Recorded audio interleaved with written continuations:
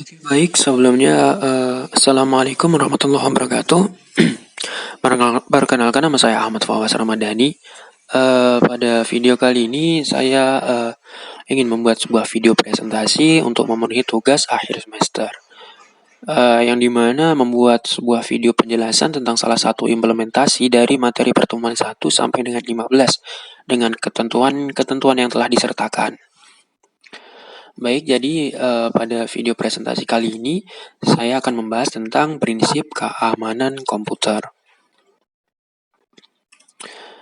Nah, poin-poin dari presentasi saya kali ini bisa dilihat sebagai berikut. Yang pertama ada konsep dasar dari keamanan komputer, kemudian prinsip-prinsip utama keamanan informasi, kemudian identifikasi ancaman dan cara perlindungannya. Nah, yang pertama, apa sih keamanan komputer itu? Keamanan komputer adalah perlindungan terhadap sistem komputer dari pencurian, kerusakan, atau gangguan yang disebabkan oleh akses yang tidak sah. Kemudian apa saja aspeknya? Aspek dari keamanan komputer itu terdiri dari beberapa, diantaranya ada keamanan perangkat keras, seperti melindungi fisik komputer dari pencurian atau kerusakan, kemudian perangkat lunak, melindungi program dan aplikasi dari modifikasi atau akses yang ilegal, kemudian keamanan jaringan dan data, dengan mencegah intersepsi, kebocoran, atau gangguan saat data dikirim ataupun diterima. Nah, berikut ada 3 pilar utama keamanan atau bisa disebut dengan CIA Triad. Nah, jadi apa sih CIA Triad itu? Jadi CIA Triad itu terdiri dari yang C yaitu confidential atau kerahasiaan, melindungi data dari akses yang tidak sah. Kerahasiaan ini memastikan bahwa informasi hanya dapat diakses oleh pihak yang berwenang. Misalnya, data pasien di rumah sakit hanya boleh diakses atau dibuka oleh dokter atau tenaga medis tertentu. Metode yang digunakan dalam confidentiality ini ada seperti metode enkripsi, kemudian autentikasi pengguna seperti yang sudah saya jelaskan pada video-video sebelumnya. Kemudian ada lagi kontrol akses. Kemudian yang selanjutnya adalah integrity atau integritas, menjaga agar data tidak diubah sembarangan. Nah, integritas ini menjamin bahwa data nantinya tidak dapat dimodifikasi secara tidak sah, baik disengaja maupun tidak sengaja. Contoh seperti jika seseorang mengubah nilai sistem akademik tanpa otorisasi, maka integriti pada sistem telah dilanggar. Nah, cara memitigasinya gimana? Cara memitigasinya dengan menggunakan checksum atau hashing, itu mengecek apakah data berubah selama proses penyimpanan atau transmisi. Kemudian ada digital signature dengan menjamin data atau dokumen berasal dari sumber yang sah dan belum dimodifikasi. Nah, berikutnya ada poin availability atau ketersediaan. Data dan sistem selalu tersedia saat dibutuhkan. Nah, ketersediaan ini memastikan bahwa sistem atau layanan atau data dapat diakses saat dibutuhkan oleh pengguna yang berhak. Kemudian beberapa ancaman yang mungkin terjadi pada availability ini seperti mungkin serangan DOS, kemudian kegagalan hardware, kehilangan data akibat bencana, dan sebagainya. Nah, bagaimana cara memitigasinya? Bisa dilakukan dengan backup rutin, kemudian penggunaan server cadangan, dan sistem distribusi beban atau bisa disebut dengan load balancing. Kemudian prinsip-prinsip keamanan komputer. Yang pertama ada less privilege, hanya memberikan hak akses minimal yang diperlukan. Dalam less privilege ini, pengguna hanya diberikan hak akses yang paling minimum sesuai kebutuhan tugasnya. Misal, karyawan biasa tidak dapat mengakses konfigurasi server. Nah, dengan menggunakan less privilege ini dapat mencegah penyalahgunaan dan meminimalkan dampak jika terjadi penyerangan yang dilakukan oleh pengguna. atau pihak lain. Kemudian yang kedua ada defense in depth, menggunakan lapisan perlindungan ganda. Nah, dengan menggunakan defense in depth ini,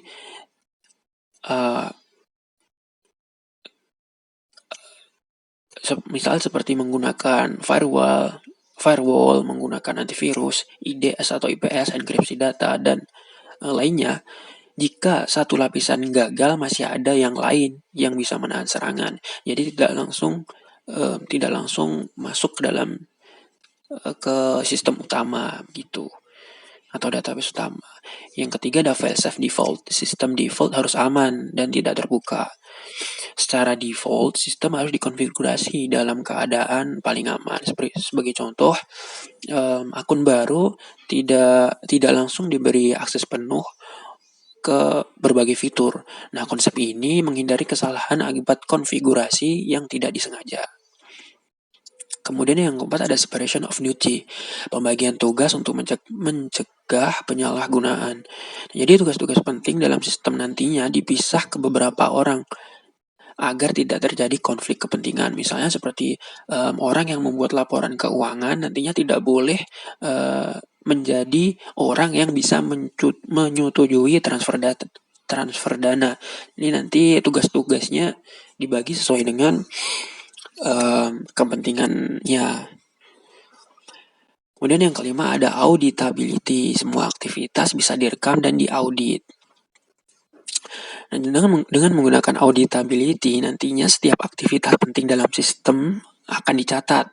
Nah, dengan dicatatnya semua aktivitas penting ini, nantinya sangat berguna untuk forensik digital jika ada pelanggaran atau insiden keamanan. Baik, jadi selanjutnya ada ancaman umum pada keamanan komputer, yaitu ada malware atau perangkat lunak berbahaya yang merusak atau mengambil alih sistem. Terdiri dari virus, kemudian worm, trojan, spyware, dan lain sebagainya. Kemudian ada phishing dan social engineering.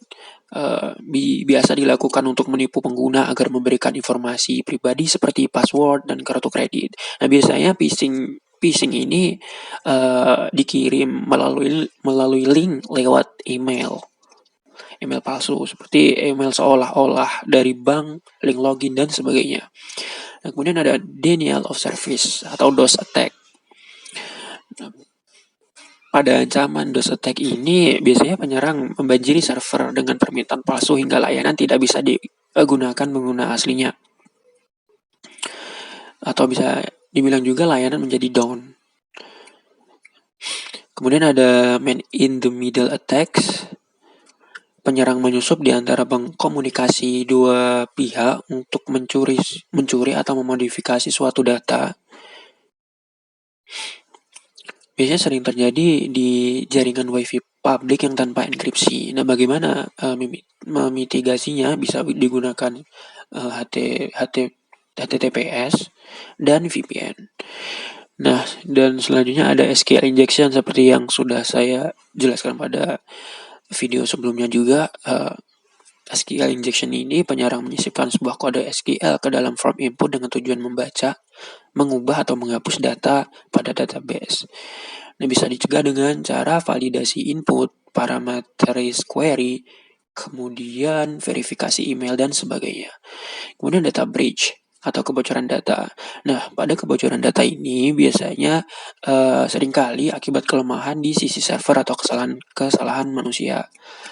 Kebocoran data ini bisa terdiri dari data pengguna, password, ataupun informasi kesehatan. Selanjutnya, bagaimana sih strategi perlindungan sistem? Ya, yang pastinya berikut beberapa poin untuk melindungi sistem. Yang pertama ada gunakan firewall dan antivirus. Nah, dengan menggunakan firewall dan antivirus ini, nantinya sistem akan menjadi lebih aman. Firewall yang berguna untuk mengontrol lalu lintas jaringan keluar masuk, kemudian antivirus yang mendeteksi dan menghapus malware. Nah, kedua firewall dan antivirus ini wajib ada sebagai perlindungan dasar untuk sistem. Nah, kemudian update sistem secara rutin. Patch atau pembaruan sistem ini merupakan patch atau pembaruan sistem ini merupakan suatu suatu hal yang penting untuk menutup celah keamanan yang ditemukan. Banyak sebelum-sebelumnya serangan besar yang terjadi karena sistem itu tidak diupdate. Kemudian yang ketiga, gunakan password yang kuat dan unik. Selalu gunakan kombinasi huruf besar, kecil, angka, tombol, simbol, dan sebagainya, dan hindari seperti password umum seperti admin 123456, kemudian tanggal lahir dan sebagainya, agar nantinya password menjadi lebih aman. Dan yang berikutnya ada enkripsi data penting dengan mengubah data menjadi bentuk yang tidak terbaca. Nah, jadi nanti jika data jatuh ke tangan yang salah, data tidak bisa digunakan. Kemudian yang selanjutnya ada gunakan autentikasi ganda seperti 2FA atau verifikasi 2 langkah seperti password, kode OTP, dan email dan sebagainya. Nah, dengan menggunakan 2FA ini sangat mengurangi resiko jika password nantinya bocor. Dan yang terakhir ada edukasi pengguna terhadap ancaman cyber. Nah, sebenarnya banyak sekali pelanggaran yang terjadi karena kelalaian pengguna. Nah, dengan memberi edukasi pengguna, nantinya pengguna bisa mengenali email yang mana itu email phishing. Kemudian pengguna juga tidak asal membuka lampiran mencurigakan dan menjaga kerahasiaan informasi. Nah, berikut ada beberapa contoh kasus dari keamanan komputer ini. Yang pertama ada kebocoran data Tokopedia pada tahun 2020. Kemudian yang kedua ada ransomware WannaCry tahun 2017. Dan yang ketiga ada Facebook Data Leak 2019. Jadi apa yang salah? Prinsip keamanan apa yang perusahaan-perusahaan itu dilanggar? Seperti pada sumber yang telah saya cari pada di website di kasus Tokopedia tahun 2020, disebutkan bahwa data 91 juta pengguna bocor ke dark web. Penyebab utamanya masih belum jelas, tapi kemungkinan besar karena database yang tidak dienkripsi dan minimnya logging. Nah,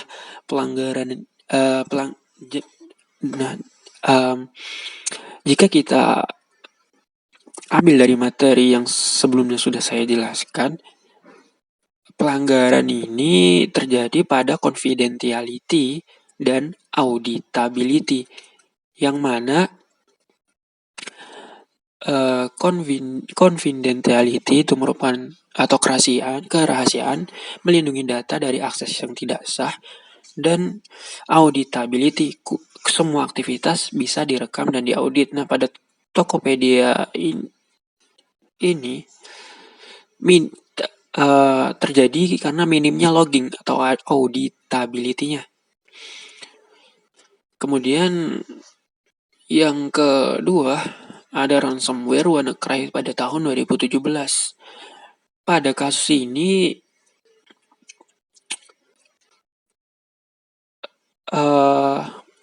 ransomware ini menginfeksi ribuan komputer di seluruh dunia. Eksploitasi kelemahan sistem Windows lama yang belum diupdate, komputer terenkripsi dan diminta membayar tebusan dalam bentuk Bitcoin. Nah, pada kasus ini menunjukkan bahwa pentingnya availability dan update sistem pada sebuah sistem. Kemudian yang selanjutnya ada Facebook Data Leak 2019. Pada kasus ini, ratusan juta nomor telepon pengguna ditemukan terbuka di internet. Kesalahan dalam menyimpan data oleh pihak ketiga, pelanggaran confidentiality, less privilege, dan kegagalan pengawasan.